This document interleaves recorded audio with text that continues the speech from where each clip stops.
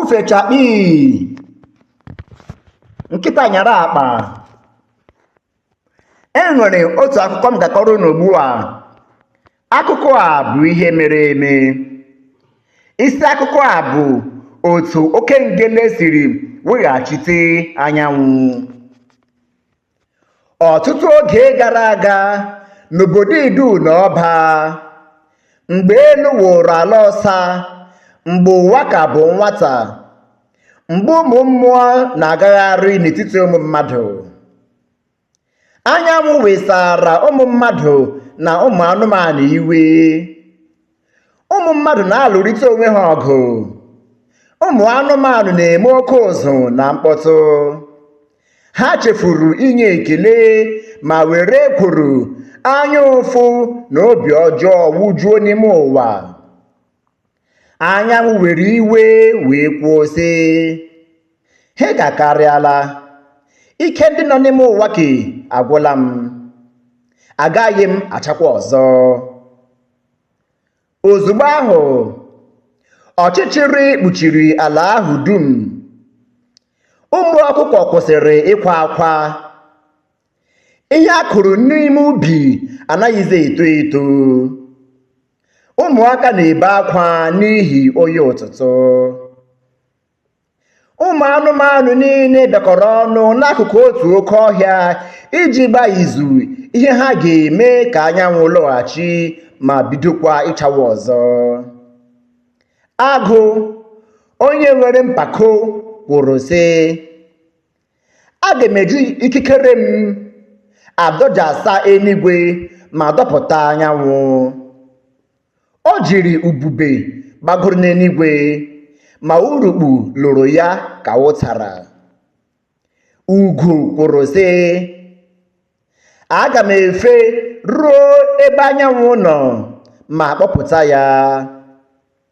Mana nku ya fụwara ya ụfụ n'ụzọ, ya daa kpọnwụọ. Mbe, onye akpa amamihe, kwupụtara aghụghọ nke ọ ga-eji ghọgbuo anyanwụ ma dọpụta ya, ma otu abụghị ezi. Mgbe ahụ ike gwụchara ụmụ anụmanụ niile. O nweghị onye maazị ihe ọ ga-eme iji mee ka anyanwụ pụta chawakwa ọzọ.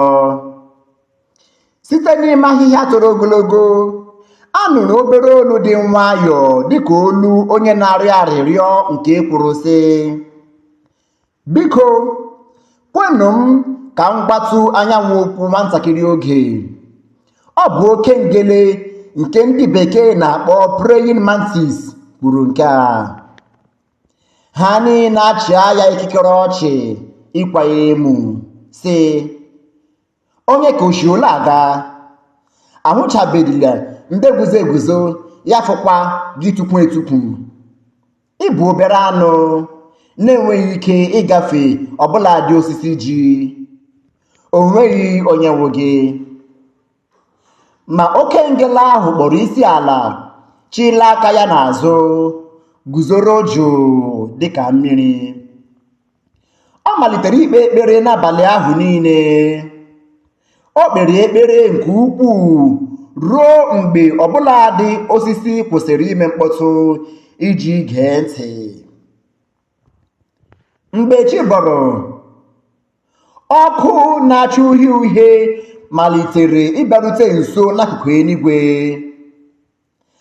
Anyanwụ zefụtara isi jụọ sị, "Onye bụ ọbara anụ ahụ nke guzoro jụụ n'abalị niile?"